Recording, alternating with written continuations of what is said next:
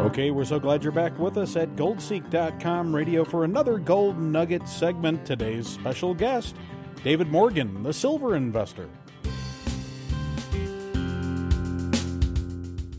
Pleasure to welcome back to the show the silver investor, David Morgan, publisher of the Morgan Report and silver-investor.com. Welcome back, David Morgan. Thanks so much, Chris. Let's begin the discussion today, if we could, with the silver market. You know, during market reactions, investors tend to seek intrinsic value to give them an idea of where the price floor is likely to come into place. According to one source, the true price of silver production is in the neighborhood of $20 an ounce for 2013. That would put silver near fair value at these levels. What production cost would you put on silver? The Morgan Report did a very detailed study on the true cost of production.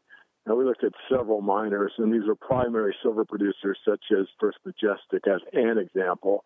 Again, we did several of them. And we found it was roughly in the 22 range. It varies mine to mine. In fact, within like First Majestic, they have more than one mine under their corporate umbrella. And of course, it varies from mine to mine, but the overall price was in that range. So, yes. And I want to go further, Chris, if I might. There's a book out long ago called You Can't Lose Trading Commodities. And anyone that's ever traded commodities or attempted to would be very fascinated by that title. So I bought the book and read it. In fact, he's actually a client of one of the brokers I use. Nonetheless, the point being that he made a very, very interesting point. What he said was if you can buy any commodity under the true cost of production and be patient, you will make money. And I think his premise is correct. So if you could buy, let's say, 18, 19 in that range and have patience, I'm not saying do it leverage. I'm not saying do it on margin. I'm saying if you can buy any commodity under the cost of production and be patient, you're going to make money. So that's about where we are right now. And the longer we stay in this range, the greater propensity there is for mines to slow their production or even curtail it or even close it. We've seen a couple of our juniors, unfortunately, one that announced is going into full production, had great metrics. It was small, could grow. It fit a lot of our profile for speculation. And we got fairly excited, but not overly so. And it wasn't within about a month or so after that announcement, they decided basically to shut everything down. And, of course, that was a huge disappointment for everyone. But you can see their logic. It was basically, well, if we're just going to be very marginal here, and we really haven't ramped up yet, rather than ramp up, we're just going to cool our heels for a while. Very good. Well, you know, I like that concept of buying, you know, underneath the intrinsic value or near the intrinsic value, because unlike stocks, which hinge so much upon cash flows, we really don't have cash flow from most precious metals investment. And so by buying particularly bullion near its production cost, you do sort of have that insurance policy of knowing that in order to replace these ounces, this is what you would expect to pay. Move on to the CFTC report, and they announced the end of an investigation into complaints on rigging in the silver market and the related manipulations. I wonder if you took a look at this announcement and if you have any comments on silver market manipulation. Well, certainly I have, and I did write about it in this month's Morgan Report. But basically, if you read the exact quote, what they really said was they did not say that they didn't find manipulation. What they said was that they didn't have enough information / evidence, and those are my words, not them, but what they said was based on the fact-finding expedition that they've done for 5 long years, they haven't got enough information to go further and take anyone to task, be it an employee or a firm. So that doesn't mean that they didn't find evidence of manipulation. What it means is that they, at law, think that there isn't enough evidence, and that's my word, to go further down the road. And I've always stated to prove manipulation is extremely difficult. However, is it done? Absolutely. Furthermore, I'm on record, and this is something I said in front of Bill Murphy and Jeff Christian, kind of opposite ends of the spectrum, if you will, at the Silver Summit probably about 4 years ago. And we were all asked about the silver market manipulation. And I said the long-term trend cannot be manipulated. And I believe that's factually proven by the fact that both gold and silver have been in major uptrends for several years in a row. not to make light of the fact that they've been consolidating in a downtrend the last couple. But the overall trend is up. But within the overall trend, certainly the market can be manipulated and has been and probably will continue to be so. But I don't like using manipulation as an excuse or someone that uses the idea that, oh, I can't win because of market antics. Because if you're really truthful and you really look at all markets, they're basically all manipulated. I mean, it's high-frequency trading, the Exchange Stabilization Fund, the Working Group on Financial Markets, what goes on in options expiration, what the big brokers are allowed to get away with, the advantages that are given to the shorts, the advantages that are given to the commercial interest, and on it goes. Anyone that has any modicum of common sense can see clearly that these markets are not really free trading most of the time, if not for all practical purposes, never. That does not mean that you can't buy a commodity under the price of production. No, exactly right. I mean, go back to gold market manipulation. Over, 100 years ago, you saw Fisk and Gould run up the price of gold, and then Gould pulled out his position on Wall Street, and hundreds of traders lost everything, and they simply blamed it all on Gould. But in the final analysis, trying to point the finger at one source for manipulating a market, I think is a lofty goal. Livermore, as I said, Gould, Fisk, Vanderbilt, many have had the finger pointed at them, but they were mostly scapegoats. Want to move on here to the Commitment of Traders report. COT continues to improve here amid this reaction we've seen in the past 3 or 4 weeks. Commercial shorts clearly covering their positions. Any comments? First of all, if you go back to the early days, meaning of this bull market, which would be the early 2000s for gold or silver, before the advent of the ETFs, this is prior to the gold ETF and the silver ETF, you could basically trade basis the Commitment of Traders report with extreme accuracy. In fact, I did a special report that I put out at the Silver Summit years and years and years ago that showed exactly what to look for and how to do it. Since the advent of the gold ETF, the silver ETF, and several more besides the SLV and the GLD, it's been diluted. However, the COTs are important. So 2 further comments. Number 1, the setup for the commercial interests have not been this favorable for about 2 decades. So we're talking 20 years now. So what that implies is that the overhead resistance in the futures markets or in the derivatives markets, if you prefer, is probably better favorable to gold and silver than it's been COT-wise in a long time.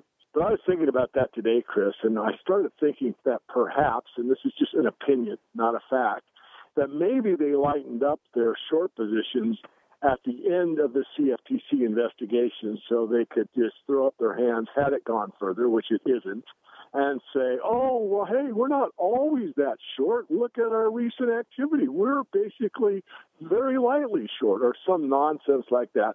Again, opinion. The second point being that, again, I think patience is something that you need to bear in mind here. Very few people are adept at trading. Most people that try it lose. But if you are looking for an edge, the COT is one that is a tool of many that can be used. Again, just to reiterate slightly, in the day, back in the early 2000s, the COT was a major tool to be used for timing purposes. Today, it's somewhat useful, but not nearly as much as it once was. Folks need to, I think, turn off the computer screens every now and then and recognize that the long-term monthly trend, as you alluded to earlier, remains up. And we can't let ourselves get caught up in the emotion. It's typical after the parabolic rise we saw from around, I want to say, 2010 into 2013. We had a 3-fold increase in the price of silver. That momentum has to be unwound. And if you're a long-term investor, who doesn't mind a lower price on your investment du jour? I look at these pullbacks as an opportunity as opposed to this end of bull market mentality. I couldn't agree more. And its problem, I think, is that people get excited and they follow the herd and they get in this momentum thinking or this idea that all they have to do is buy everything now. And that's really an undisciplined approach. And usually you pay a price for that. So people that got in, I was just doing another interview this morning, And this guy said, you said get in at 35. What I did say, and you can go back and check the records in the public domain, was that if you were going to buy, this is when it went from 19 to 48. When it went to 35, I was getting very nervous. But what I said publicly is if you have to buy silver now, don't buy it all. And what I was explaining or trying to inject into people's consciousness was that 35 is pretty far from 19, where we were just, a couple of months before. And it's going to pull back sooner or later. And I called the top at 48 almost within the day. I was about 2 or 3 days early. The point being that you've got to have discipline and you've got to have a long-term view. You've got to know why you own these metals. If you own these metals for a quick buck and you have a day trader or trader mentality only, and I have both an investor and a trader mentality, then so be it. I'm not going to tell anyone how to run their lives. But if you own the metals for the right reason, and they're down now, certainly you may be feeling some pain, but if they're fully paid for, no leverage, just wait. They're coming up. Why don't you make a case then, if you don't mind, for higher precious metals, particularly silver? I mean, if we look at the fundamentals, of course, we're near the cost of production. We both agree on that. It's not as though the Federal Reserve isn't printing any more money, and they did just curtail their end of taper discussion, so that was a bit of a shock. What do you think is going to be the impetus that brings the everyday trader back to the silver market? It'll probably be after the fact. And what I mean by that, it'll be some kind of partial default. It could be something as easy as some big entity such as, let's say, Central Fund of Canada or maybe the Zurich Continental Bank or one of these larger entities that buys, 20 million ounces of silver in one tranche, and all of a sudden that's delayed. Not officially a default, of course, but there's a big delay. That could be one impetus. The other one is the fundamental fact that no fiat currency goes forever. The idea that the Keynesian model, which is if there's a delay on the economy, what you do is you stimulate the economy by injecting more cash through the government base. And that's been done in QE1, QE2, QE3, Operation Twist, the taper, the non-taper. And what's happened? Nothing. Nothing has happened except the banks have been made solvent. So clearly, everything reaches a limit, and the limit has been reached in the Keynesian model. It doesn't work. It's not working. And the Fed knows this, but they don't have anything else because that's the model that they base the whole economy on. So knowing that fact, if you don't own precious metals at any level, then you're actually missing a fundamental, very common sense concept. That is that all paper money throughout all of recorded history has had huge problems, and eventually they fail. Now, that doesn't mean it goes to absolute zero. That doesn't mean that you can't take a bunch of them and buy something with it. What it does mean is that Russia and China start trading with each other outside the dollar, that India and Russia do the same thing. These nation states are circumventing the dollar as much as possible and not buying our debt like they were several years ago. The dollar game is ending, and anyone that doesn't see that clearly is in trouble. And the way to protect yourself financially is to get into something outside of that matrix, and that means getting into gold and silver. I think it's even more systemic than just the greenback. All major currencies, including the euro, the yen, the yuan, the pound sterling, and the U.S. dollar, throw them all into the mix. It is really a race to the bottom, as folks refer to it, as one currency continues to devalue in terms of all the others. This is a global phenomenon. No, it's a world. The thing that worried me the most when I started the website and on the internet was that it is a global phenomenon. It's not just dollar-based. The dollar is the reserve currency, so as the dollar goes, so goes the global empire, you might say. No, exactly. So, then you have to find a place to harbor or crystallize the wealth that you've accumulated. But I wanted to also address the concerns that some of my guests have had on the show, including Peru Saxena, the technical breakdown that we're seeing in the charts in the precious metals, under resistance around the $26 silver and $1,500 gold area. Folks are concerned that we must get back above those levels, get back up above resistance before one should even think about the end of the downtrend. Yeah, I'll be consistent. I pretty much said that myself. I mean, I really think, and it's getting tighter and tighter time-wise, that we will see the $26 level and the $1,550 level or so in gold. in the not before the end of the year. And I don't expect them to trade at those levels and stay there. I think they'll be tested. But I think that was the breakdown level. Those were great support for a long, long, long time. And then going back to manipulation, we had this massive sell-off. I mean, who would sell 2/3 of the silver production on paper in a matter of 0.0 seconds? I mean, give me a break. If that isn't manipulation, I don't know what is. But proving it, well, that's a different story. Back on point, yeah, I think if you're very conservative and you're not sure that, I'm right or whoever holds the opinion that the precious metals bull market is still intact, the way to become conservative is pay higher. Wait for silver to trade above 26 for several weeks and gold to trade above 1550 for several weeks.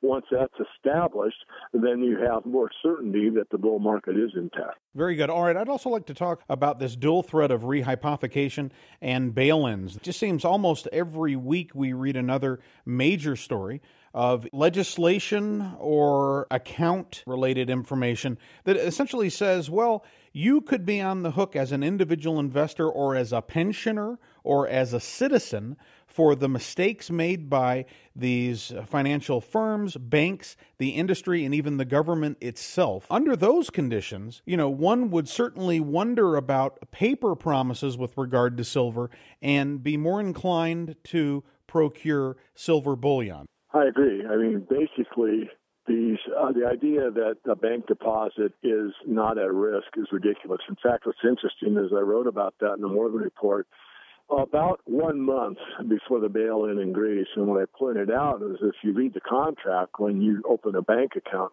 sign what's called the signature card, that's where the contract, and it's referred to as a signature card, but it's really more than that. What it basically says is these assets for you are liabilities on our side, and basically it's their money once you put it in their bank. I know people have a hard time with that concept because they trust banks and, it's in the bank and all these references we have to, the bank soundness and that type of thing. But the truth of the matter is that they can do what they do legally. And there's been further legislation, if you will, across the board, Canada, U.S., other countries, that basically reinforce the fact that if they so choose, meaning the banking system so choose, they can go ahead and take whatever they feel is required for their purposes. So, yeah, I think everyone in today's world that's aware of what's really going on, which almost reads like a science fiction novel, you've got to have some asset that's outside the system, and that in most cases means gold and silver coins. What I'd like to do is suggest everyone goes to silver-investor.com and get on our free email list. When you're on our free list, we allow you to get a full subscription to the Morgan Report for a 30-day free trial. So you can see everything that's in the members-only section, and I don't have time to go through everything that's in there. It's a monthly report, but it's much, much more than that. Just the study on silver's true price and gold's true price is probably worth any serious investor's time. Not to mention all the special reports we have. For example, if you're going to trade in these markets, making the best advantage of your broker. And David Smith that works with us has a special report called Harvesting Green on the Pinks. And we don't do a lot on the junior side, believe me, but we do some. And this report alone will save you money on how to execute an order if you're going to do a pink sheet stock. Even if you're not in the mining sector and you do any pink sheet stocks, that report alone is probably going to pay you back the cost of the report because it's going to teach you how to execute an order and actually do it to your advantage rather than the broker's advantage. But I could go on and on. I won't. We put a lot of our heart and soul into this report, and we have since we established the website. David Morgan, we want to thank you for your time today, and we certainly appreciate your thoughts and perspective on the markets, and I'm looking forward to having you back on the show as we make an assault on that resistance and overcome the 26 level on silver. I think that's going to be an exciting time and bring in a lot more interest to the market as people hopefully recognize that the reaction is over and the uptrend is going to re-exert some influence here. So we wish you the best. Thanks so much, Chris.